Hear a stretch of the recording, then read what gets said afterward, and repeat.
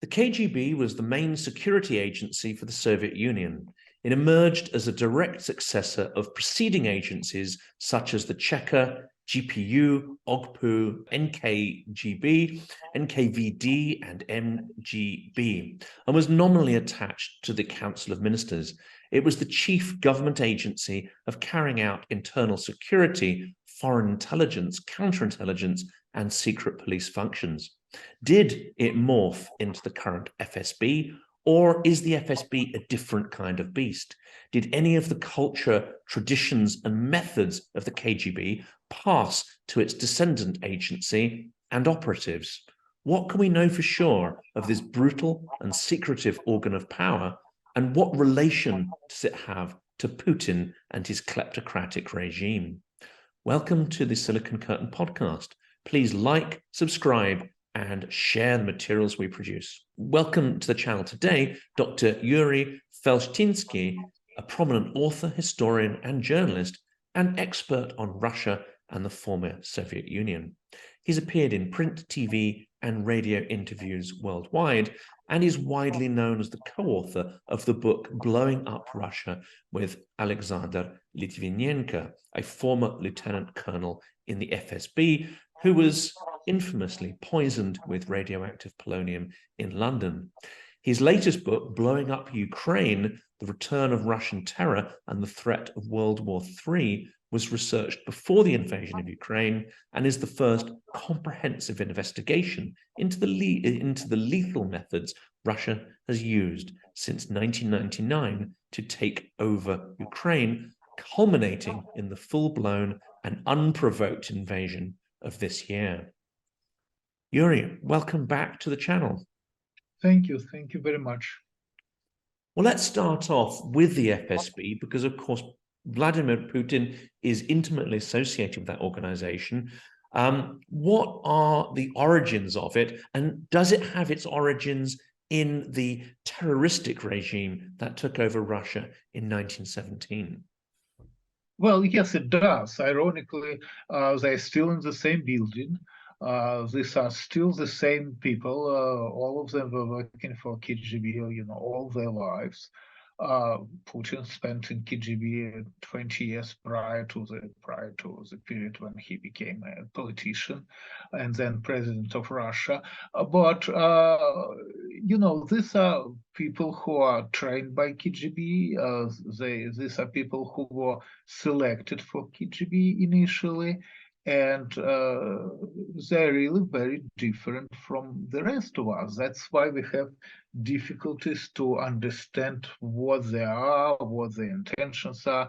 That's why it's very easy for them to deceive us, because when they talk to us, and then this relates to Putin talking to head of states, for example, they're not really talking to us, they are recruiting us. That's why it's very important for Putin to understand every time he's with somebody how to recruit this person, how to make it the way that his opponent will like him. And they're very good in finding witnesses. If you are a liberal, Putin will be liberal with you. If you are a nationalist, he will become nationalist with you. If you are fascist, he will be fascist with you, and if you are communist, he will be communist with you. And that's why he creates impression that he is like everybody's friend. And until of course 2014 came first, and then 2022 came, until this was not about friendship or being liked anymore, or pretending that you are a Democrat or a liberal anymore, until they started to implement their political program. Now, the political program, and this is very important, has its roots in the idea of the world communism. And of course, in December of 1917, when the first state security, the Cheka, was created, those people were, well, mainly communists, and they believe in communism. And again, the idea was to have world revolution. So it's the same idea to take control over the world. Well, starting with Europe, to be fair, right? Because the world revolution had to be started in Europe. And so this is a kind of transition or evolution of this world revolution, right? The idea of taking control of the world, starting with Europe, which Putin is trying to implement now to take control of Europe. There is a difference, of course. The Communist Party, was in charge of the state and in charge of the state security, known mainly those, yes, as KGB. And as we know, the Communist Party failed, and in 91, the Soviet Union, was dissolved and disappeared from the map. But from the point of view of KGB, the only reason why communists failed, because they were limited in their moves by this communist ideology. And that's why the idea of KGB was to survive what they did. This was the only structure which survived the collapse of the Soviet Union in 91. Everything else was dead. To survive and to continue their activity without political control, without any political control. And then they succeeded in 2000. And historically speaking, this is a very short period of time from 91 to 2000. But in 9 years, they were in charge of a major world power, not forgetting the fact, major nuclear world power. And they were ruling this country since 2000, when Putin became president, without any political control. They're above everything. The political parties in Russia basically do not exist. They exist, but they do not fight for power. The army is under control of the state security. It's a frightening picture, because this never happened in the world. Never happened when a state security would run a country. We were dealing with dictators, monarchs, political parties, juntas, but state security never runs the country. This is the first experience, and I have to say that experience happened to be very frightening one, because those people were, for generations, those people were trained to destroy and to kill. They were never trained to build and to create. And that's what we are seeing now. That's why we see this level of destruction in Ukraine, for example, because for them, to kill is a part of their nature. I mean, again, those people who were selected to work for KGB, they are very much different from us. And going back to those origins, the roots, of course, the Bolsheviks, when they took over, even within socialist revolutionary circles, they were a small minority group, a terroristic group. And they were right from the start imbued with a deep sense of paranoia and a commitment to violence, weren't they? And do you see those qualities of paranoia, of being surrounded by enemies? Has that really genetically transitioned all the way through from the Bolsheviks through to the operations of the KGB and now FSB? This is very correct. The Bolsheviks, indeed, was an extreme minority group within a general spectrum of the Russian social democratic movement. And when they took power in October of 1917, no one seriously believed that they would be able to hold it, because it's true they didn't have too many members. They didn't really have support of the entire country. Russia was mainly an agricultural peasant country, not a working class, Germany kind of state. So no one really believes that they would be able to hold power. And they were probably right. And people like Lenin, people like Trotsky probably understood this as well, that the only way to keep this power is to create this first state security structure, which, simply saying, would kill everybody who is against. And that's how it's all started, and that's how it's all continued. And the state security became more and more and more powerful with years. At one point, of course, Stalin, took definitely control over state security. This was not so in the first years of the Soviet power. They were fighting for political power quite independently. But then against Stalin, they lost. And until 1953, until Stalin died, basically this was the Communist Party, which were in control of situation. And Communist Party, of course, he had this armed department of the Communist Party called the State Security. But from time to time, Communist Party, because it was afraid of the state security very much, was destroying those people who were in charge of NKVD, MVD. Those days they were changing names very, very often. They really, this is even funnier. They needed that structure, but at the same time, they were so much afraid of it. They were constantly reforming it and rebuilding it. And every time they would do it, they would physically destroy the leadership of the state security. And indeed, we're talking about dozens of thousands of high-ranking state security officers who were executed, dozens of thousands over the years. And indeed, the state security lost, as a result of these purges, more than they lost from counter-revolutionaries or dissidents or terrorists or even Nazis. No one killed as many state security officers as the Communist Party. That's why KGB actually was quite happy to see the collapse of the Communist Party, because again, after the collapse of the Communist Party, they, for the first time, they received the opportunity to rule without any political control. But yes, this is the same system, very often same people, because they serve there for generations. Same methodology, everything is the same.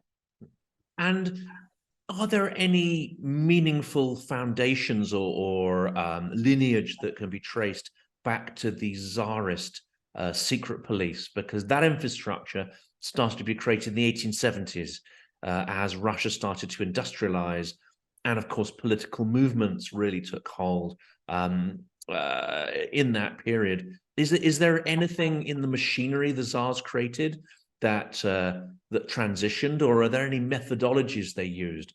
For example, seeding agents amongst oppositionists and terrorist groups. Is there anything that the Bolsheviks learned from the Tsarist secret police?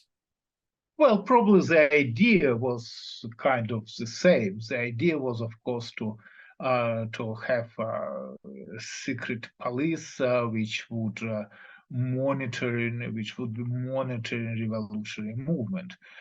This, by the way, is used by KGB very often.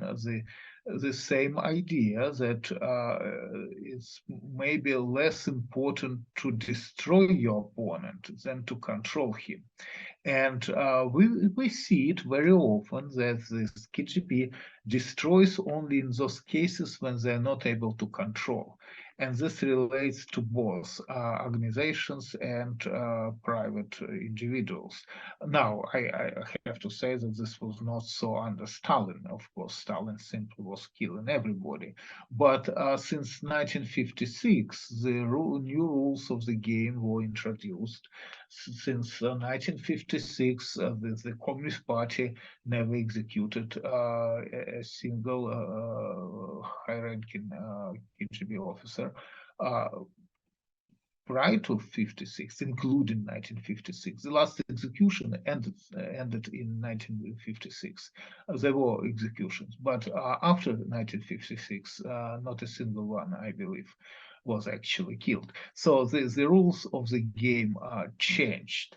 And at the same time came an understanding that it's important to control, and to infiltrate and to control is more important than just to destroy from day number one the structure.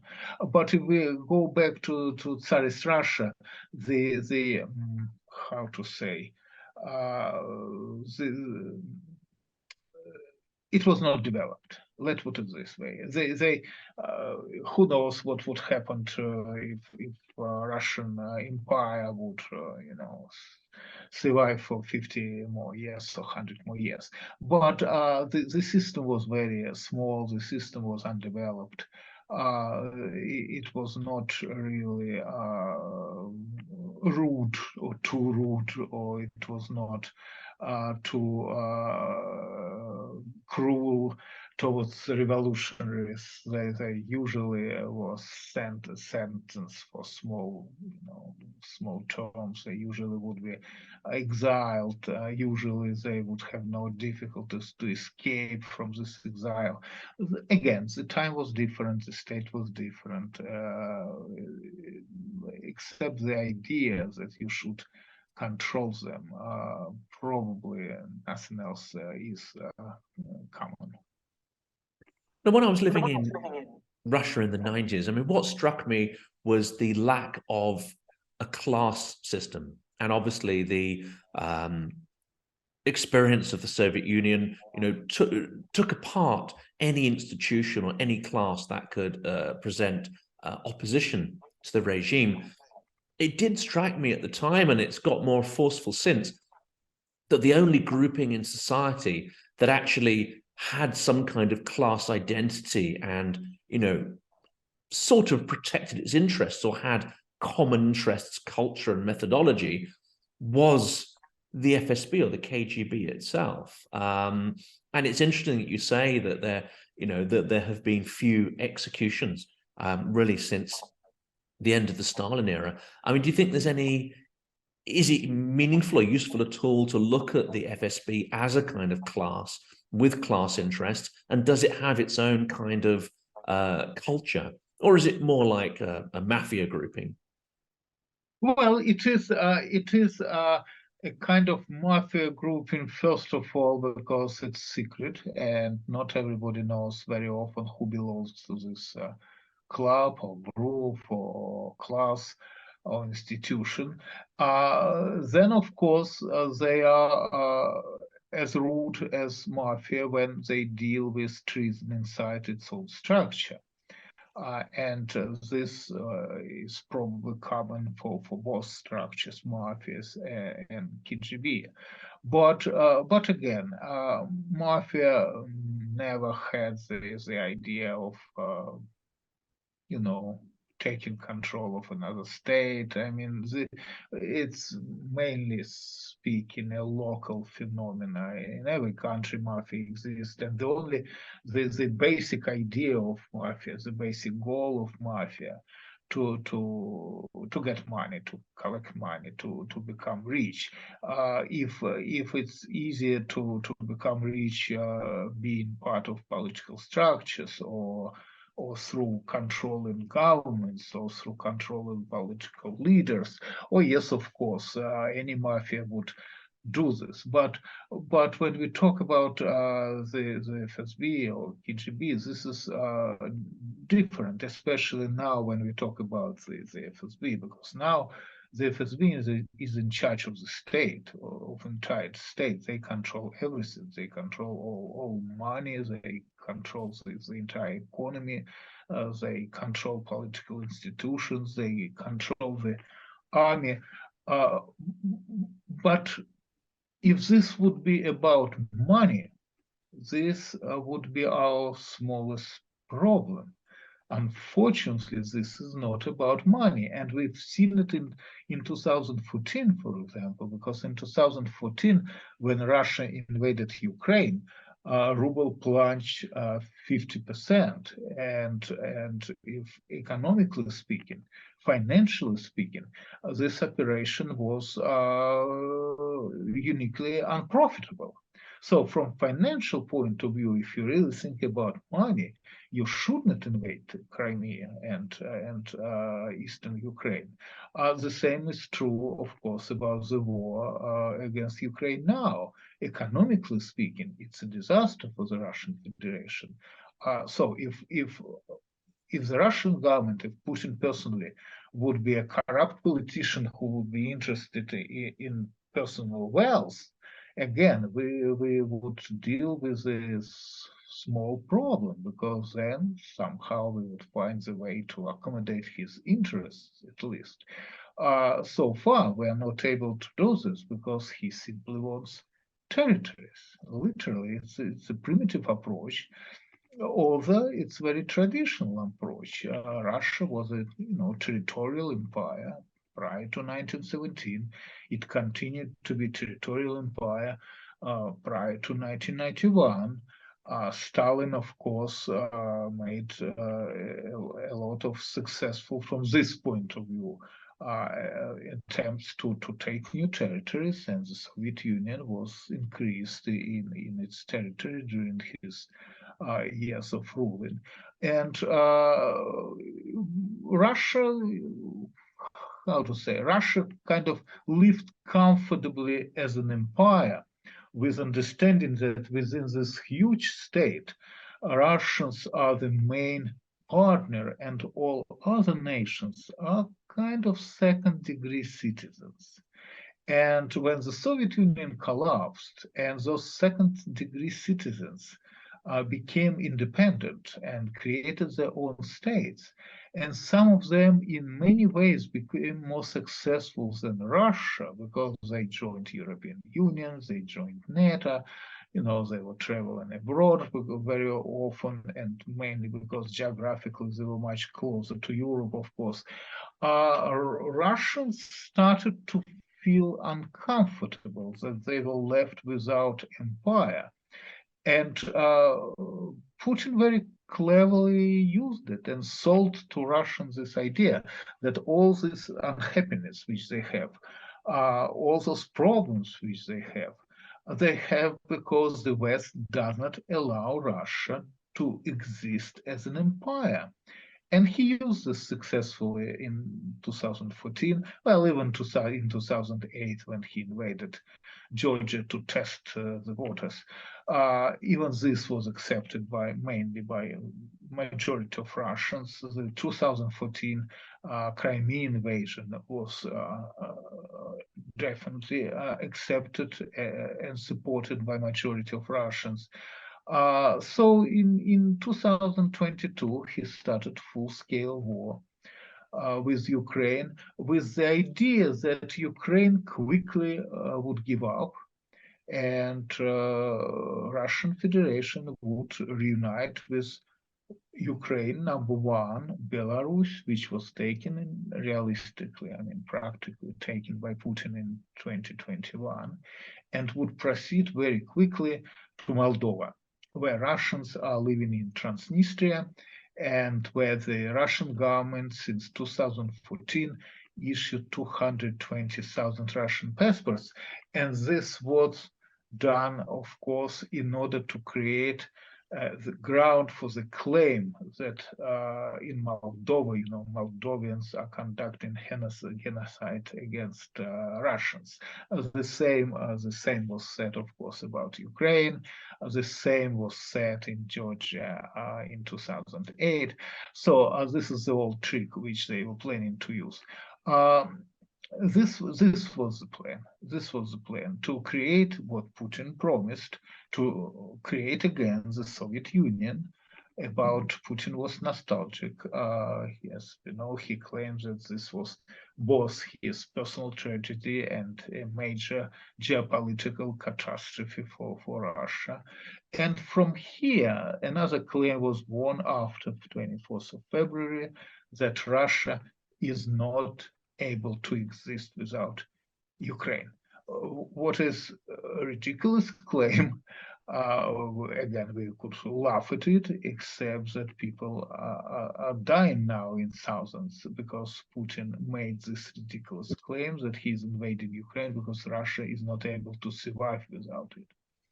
And of course, Russia, would exist without Ukraine, but it can't be an empire without Ukraine. I think that's the distinction, isn't it? Precisely, and this is the problem. And this is the problem. Russia would never become a normal country, and I do not really know what we would consider a normal country, but Russia would never become a normal European country unless it heals itself from this imperial idea. And of It's course, just not going to happen. And of course, the group, as you say, that has taken over the main organs of power in the country, the FSB and the Siloviki class, it does have some similarity to certain mafia codes, and that is a kind of omerta. So if you betray the KGB, if you betray the FSB, as we tragically know with Alexander Litvinenko, the Skripals, and more recently, we've seen people defect from Wagner group of mercenaries. They are treated in brutal and lethal ways. If you join that group, you join for life, don't you? That's true. And that's why you were mentioning that there existed a certain class. Well, I do not really know if the class is the perfect word. Maybe there are words which describe this structure better. But the main idea is that once you become a member of this structure, you're there for life. And this is so. I mean, that's precisely how this is. You cannot work for KGB and then leave this structure and become a teacher or an engineer. It just doesn't work this way. They could send you to work as a teacher. They could send you to work as an engineer. And then you will be so-called officer of active reserve, working as a teacher or working as an engineer or working as a president of Russia, as Vladimir Putin does. So this is the irony. He's president of Russia, but indeed he is the officer of active reserve sent to work as president of Russia. And that's what we are dealing with. And of course, that group of people, it's been in existence and it's had brutal methods. But in the sort of 60s and 70s, a certain myth was cultivated, wasn't it? The myth of the sort of moral and brave Secret Service operative.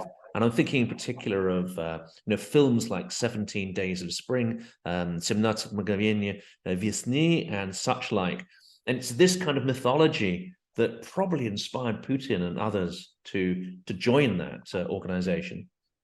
Well, these were brilliantly made films. We loved all of them very much, and all of us seen them many, many times in the Soviet Union. And yes, I'm sure that a lot of people were moved by this movie, and a lot of people made decision to join the KGB because they were watching movies like this.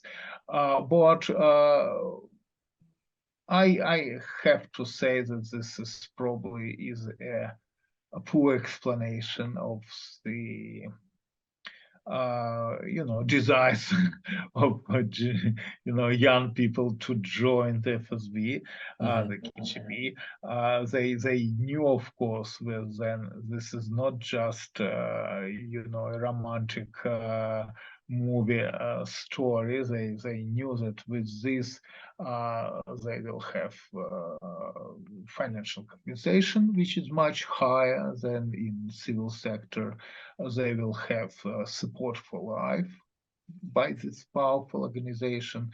So I'm sure that those people who went there really knew what they were doing, especially because, to be fair, you couldn't join the KGB unless you already have high education. So we're not talking about 18 years old or 19 years old or 20 years old, young men or women who, planning to serve the country and were naive to think that the best way to do this is through KGB. No, those people who came there, they were, comparatively educated and experienced, not speaking about the fact that not everybody was taken by KGB. It's not that they would take everybody. They were very careful in selecting those whom they, I think, should be serving for KGB. So. And I'm sure that the department which selected, potential officers knew what they were doing, because again, we basically do not see defectors. What means that the public relation office personnel office was doing job quite professionally.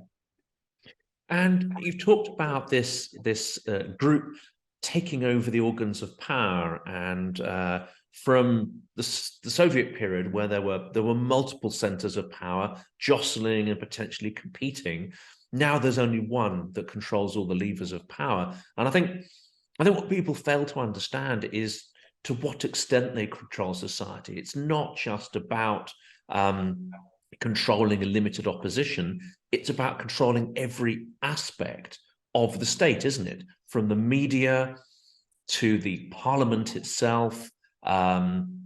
In fact, organized crime merged with the secret services to an extent in the 90s. I was teaching at that point, and I got a sort of insight into how that was happening while working for a Finnish oil company, and lots of terrifying stories around that.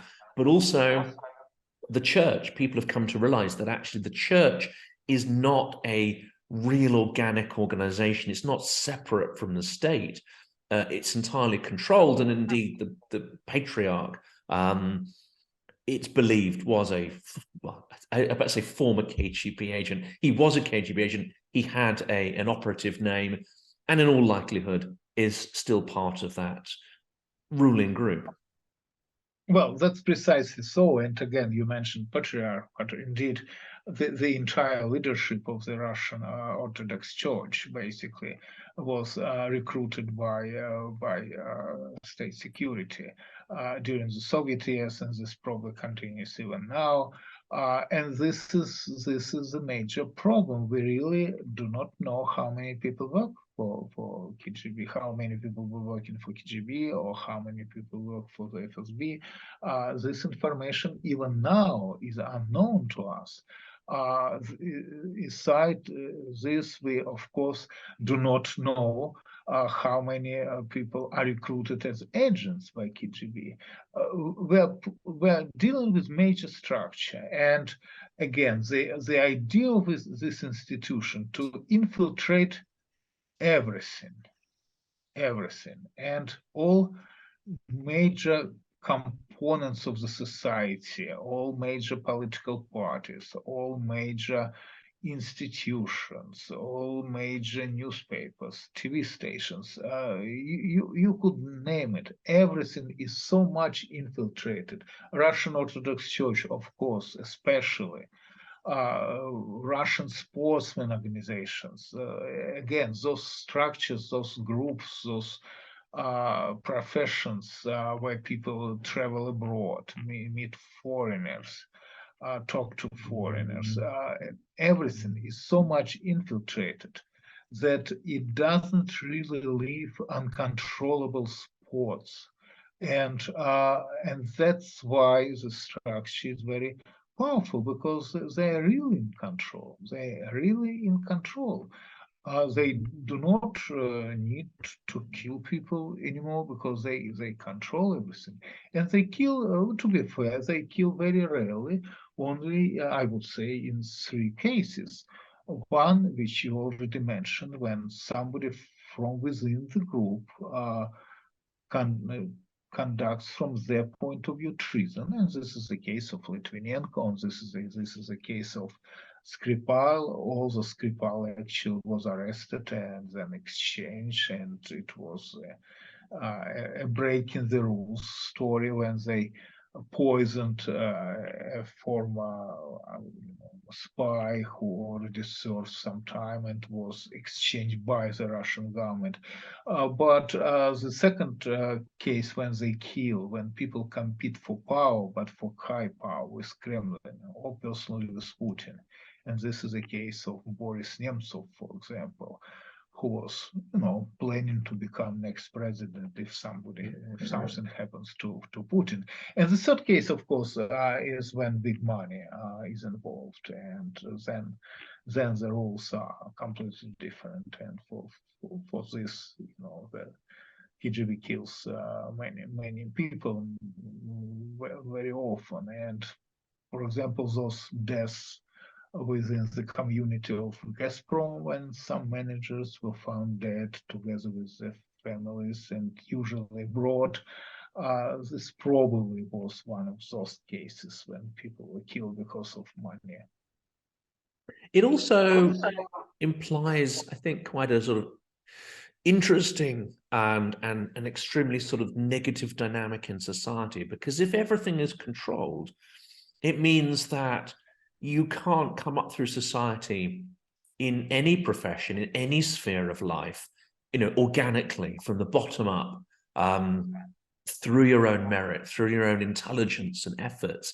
It creates a system where patronage and nepotism, as well as, a willingness to agree to be part of that state system, it doesn't, I believe, encourage a kind of meritocratic society. It encourages kind of inertia and a lot of, let's say, talentless people rising up in society, when actually a lot of talented people become excluded from that system. Precisely, and that's why you see this huge immigration of Russian specialists over these years. Those people who are not able, for one another person, reason to fight for themselves the right place, they leave the country. Now, this is a catch-22 problem. You could, of course, leave those borders open, and then everybody who is unhappy for one another reason would emigrate, or you could close this border. But then you are risking to have an explosion, and because all those people who are unhappy with the regime would be forced to be inside. And I think what the difference is, the main difference between the Soviet Union and the current Russian Federation, is the Soviet Union existed with closed borders and without market economy, and Russian Federation exists with open borders and with market economy. And and this allows Putin actually to have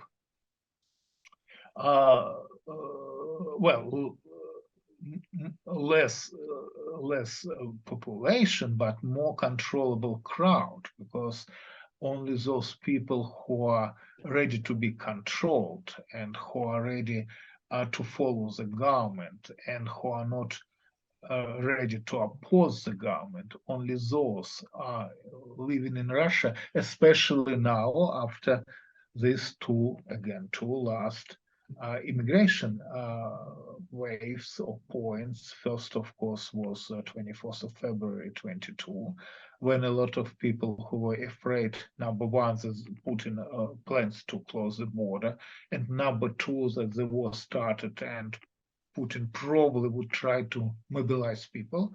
They left after 24th of February. And then, of course, on 21st of September, the moment Putin finished his famous speech about mobilization, where he announced mobilization of 300,000 young people, those 300,000 young people, by the time he finished his speech, already left the country.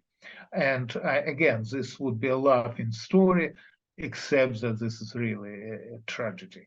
But this tells us a lot about Russia, because in any, again, quote unquote, normal country, if the president or prime minister would give this kind of speech, probably by the next morning, the crowd would run out of the houses to take down this government. In Russia, the crowd ran out of their houses to escape from the country. And this is a difference between, because people in Russia do not really believe in possibility to change the government, to take it down, to reform it, because there are no elections in Russia for many years. There is no freedom of speech. There is no freedom of press. And I guess people were kind of ready to live like this until the moment when it touched them personally, until they received, a note from a military department that they are obliged to go to the army tomorrow to fight in Ukraine. And again, it's not that they're against the war in Ukraine, but they just do not want personally to die for it. Again, this tells us a lot about Russia, but that's how it is. But it also tells us a lot about the government, because Putin doesn't really care how many people are killed. He doesn't care how many people are living in the country. He does not care how many people are killed. He publicly announced recently at Valdai conference that the training continues for like 5 days or a week or maybe 2 weeks, and then they send those soldiers to the front, and they're dying, of course, by thousands. That's what the problem is, right? It could be just a ridiculous story, except that we are having a major war in Europe because of this, and we are constantly living now under the threat or blackmail or bluff of nuclear confrontation. And this is all, again, because Putin wants to have an empire which Russia does not need. No one needs empires anymore. It's all gone. I mean, there was a period in history of the world when states existed as empires, but this spirit is gone. It's a different world now.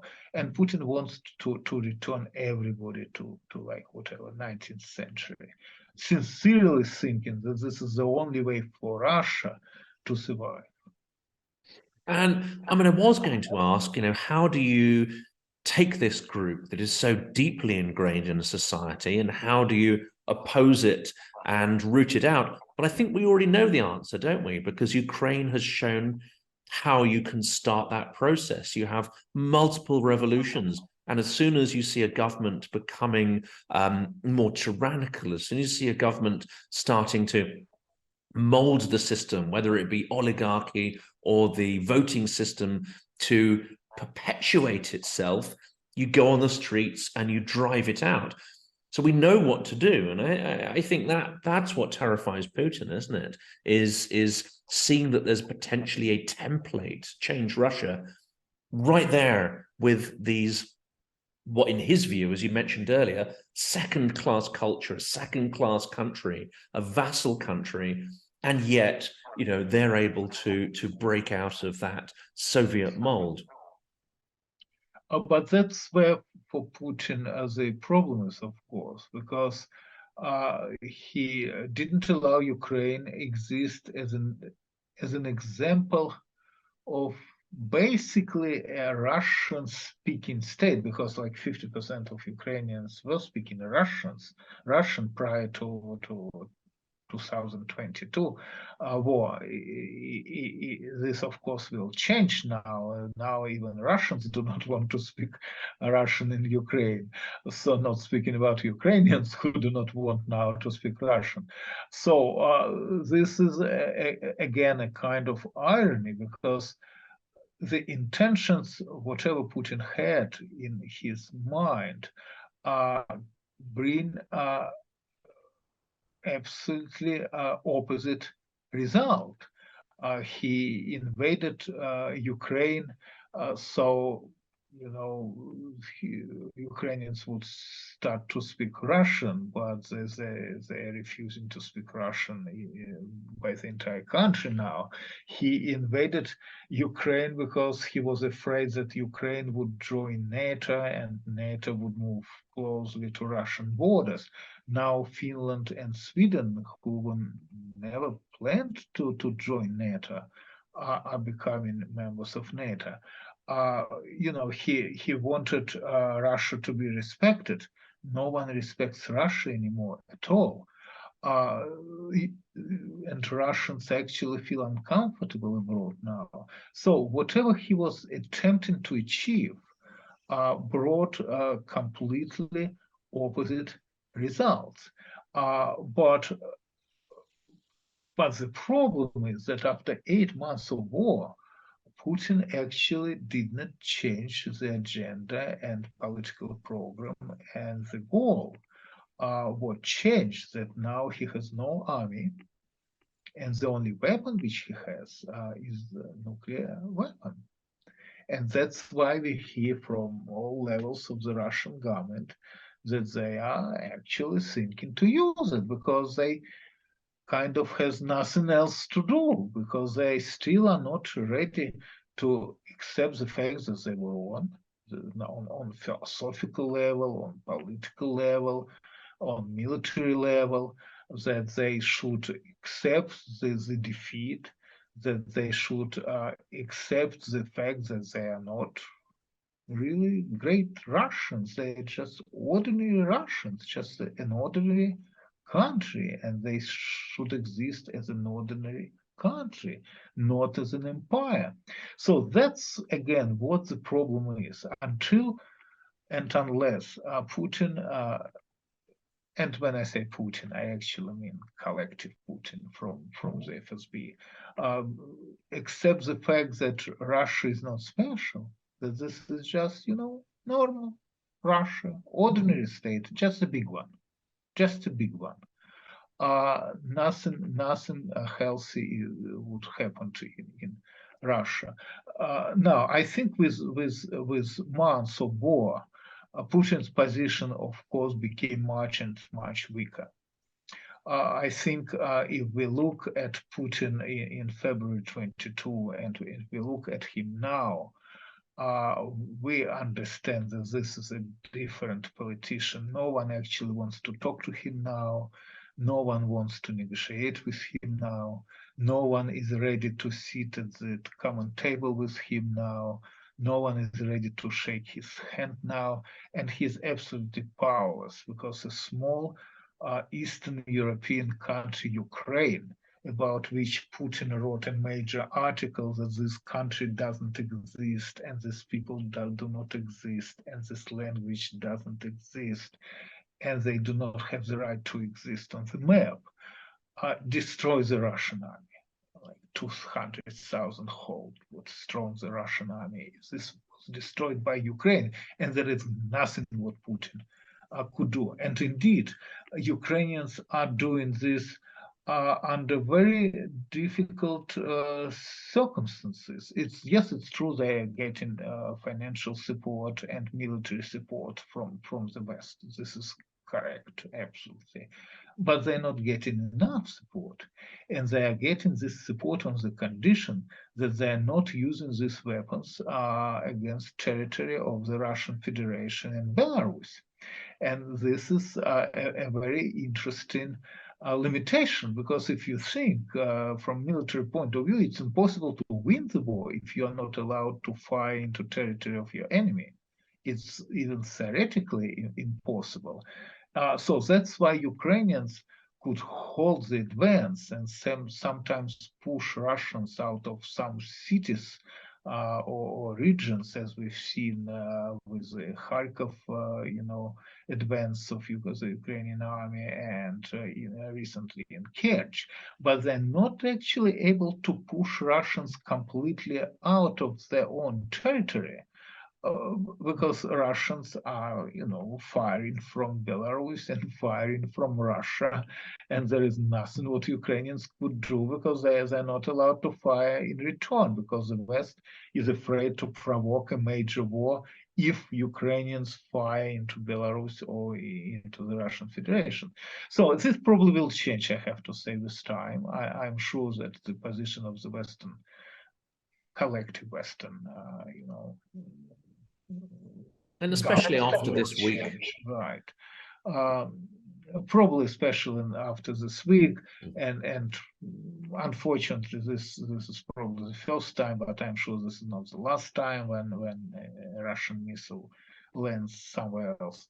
But this probably will change in time with time. And I do understand that the West is afraid to widen this conflict and wants to do everything to keep this conflict within Ukrainian borders. But ironically, the way to keep this conflict within Ukrainian borders is to help Ukraine to push Russians out of Ukraine. Otherwise, this war will spread, as we've seen recently. And of course, to collapse the Lukashenko regime would be another smart strategy to undermine Putin. But again, that's off the table, potentially, assassination or coup, and supporting that in Belarus. Well, this is an interesting point and a very important one. And again, to change regime in Belarus, you do not actually need to do too much, because Lukashenko is a classical dictator.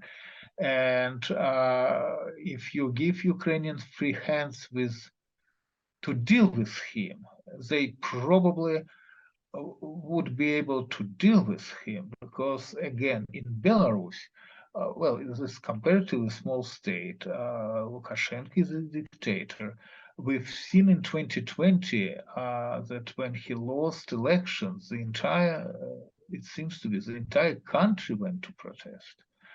He suppressed it very much with the help of Russian police force, which was sent from Russia to Belarus. But there is actually a government in exile formed in Belarus. There are very important and serious political leaders sitting in prison there. Lukashenko puts them in prison. There is an army unit, it's not really division, but a brigade of Belarus forces, which is fighting in Ukraine against Russians. And not speaking about the fact that Belarus is strategically very important territory, because this would allow Russia to attack with ground forces into eastern Ukraine, and not mentioning the fact that Putin is keeping Belarus independent formally, because I think he has this idea that if he decides to use nuclear weapons, he would fire not from the territory of the Russian Federation, but from the territory of Belarus. So the retaliation, whatever this is, would go against Lukashenko and not against him. So for this reason, I would say that it will be very important and very clever to deal with Belarus. And I always was thinking that the liberation of Germany in 1945, or by 1945, actually started with British and American troops landing in France, not in Germany, landing in Italy, not in Germany, landing in Greece, not in Germany.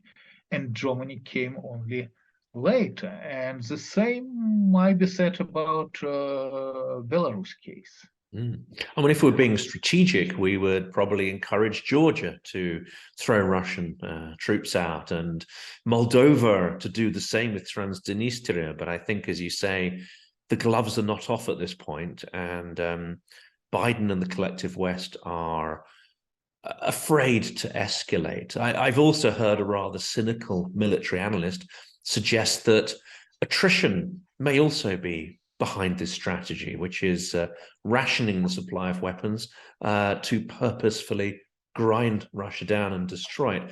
I mean, that would be particularly cynical if that was the case, but I have heard that opinion, Ed. Well, you see, if Russia is defeated in this war, and of course it's a good question of what we would consider defeated Russia in this war. But I would say that defeated Russia in this war is a Russia which accepted the fact that it lost the war.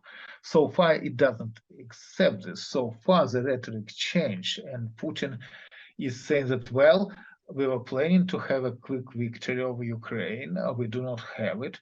But the reason why we do not have it is not because we are fighting against Ukraine. We will, finish the war with Ukraine in 2 weeks. It's because we are fighting against the entire NATO. That's why we are not successful. And this, of course, changed completely the rhetoric, because if you are fighting against NATO, then, well, you probably should call it a war, and you probably should start to think about using nuclear weapons, because you're fighting against NATO. But if Russia is defeated, nevertheless, and I think it will be defeated, it's just a question of when and at what price, we will see many territories, to separate from Russia, and we will see a lot of changes on the map. And of course, Georgia probably would try to take control again over those republics which it lost to Russian control in 2008. We, of course, are talking about Ukrainian borders of 2013. We are talking about probably Chechnya and Ingushetia and Dagestan separating from the Russian Federation, probably Tatarstan. We probably would talk about well, some kind of changing of status of Kaliningrad region, because Russia was using this for the blackmail, saying that, from Kaliningrad, nuclear weapons would fly to London very quickly, etc. So we will see a lot of changes, and but yes, they will come as a result of the defeat of the Russian Federation. Japan probably will get back finally those Kuril Islands which Stalin took from Japan after the Second World War. This will happen. The question is when, because again, Putin is not ready to stop. Putin is not ready to turn back. Putin is not ready to accept the fact that he is losing the war, and is going to continue. And my last question is, if Putin is an agent of the FSB on assignment as president of the country, is it possible that the group that coronated him, that put him in that position, is it possible that they may substitute him for somebody who will be a little more amenable to working with the West and allow them to build up their, power, influence, and wealth again? I think now it is possible after he is unsuccessfully trying to fight in Ukraine for more than 8 months, almost 9 months. Now, after he lost,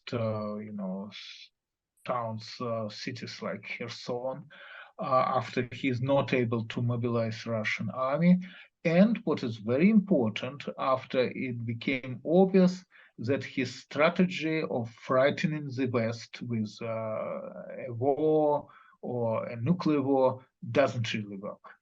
And what I'm slightly afraid of that what we might witnessing very soon is the attempt of the FSB to take down the entire group, which is well known to the entire world now, and this is Mr. Putin, Mr. Prigozhin, Mr. Shoigu, probably Lavrov, etc., are replacing them with new people and pretending that this is creating a platform for negotiations, at the same time hoping basically to hold the same positions. What we need to see, and I honestly have to say that I do not think that this is going to happen unless Russia is defeated, but we have to see people who would be ready in the beginning of on the first stage of these negotiations to stop the war, to move out troops, to recognize the borders of 2013, and to accept in principle the readiness to pay compensation to Ukraine. Although on practical level, honestly, I even do not know what we are talking about, but let's say in principle. And then I think we should also expect some known war criminals to be sent for tribunal in Hague. That's how it's all should start. But we probably should talk also about Russian troops moving out of Transnistria, about recognition of 2008 or pre-2008 war borders for Georgia. That's what we should expect from those new faces or new members of the government if Putin is changed. And again, I do not believe that those people, his colleagues from the FSB, are ready to do this, even in exchange for the survival of their institution. But this probably what they're thinking about, that they should find the way to survive, because they were good in surviving since December of 1917. They were good in surviving. They survived every time. In 56, when Khrushchev conducted desalinization in 1991, when the Soviet Union collapsed, they survived every time. And they, of course, hope to survive now as well, because that's what's important for them, because they know that if they survive, they will find the way to rule again. And they're following a historic pattern that needs to change, aren't they? Which is imposing a system from above, a top-down approach to trying to coerce Russia into being a particular entity, to coerce people out of their sort of apathy and inertia. What Russia needs is a bottom-up set of reforms rather than the top-down, because Peter the Great, Lenin, everyone's tried the top-down approach, and it clearly has only resulted in empire and misery. I sincerely think that if we find a way, what is difficult, and I really do not know how to do this or how to do this quickly, if somehow we dissolve the FSB without the right for this organization to be recreated or reborn again, then everything else would be a matter of, small difficulties. I think this is one and the only problem of Russia, which existed, which always existed, which we missed in 1991 because no one paid attention to KGB, and that's again, this was intentionally promoted by KGB as well, right? By itself, by the structure itself. But I think this is the major problem which exists in Russia. And if you find the way to deal with the structure and dissolve it, everything else will follow. And I think, Yuri, that's where we'll end it on. And that's why the work you're doing, the books that you're writing are so incredibly important to help people's understanding of that. We're going to put links to your books in the description of this video, and I highly recommend people read those to gain a much better understanding of why we're in the current situation. But I really want to thank you for your precious time that you've given to this and for the absolutely enlightening conversation. Thank you very much for your time.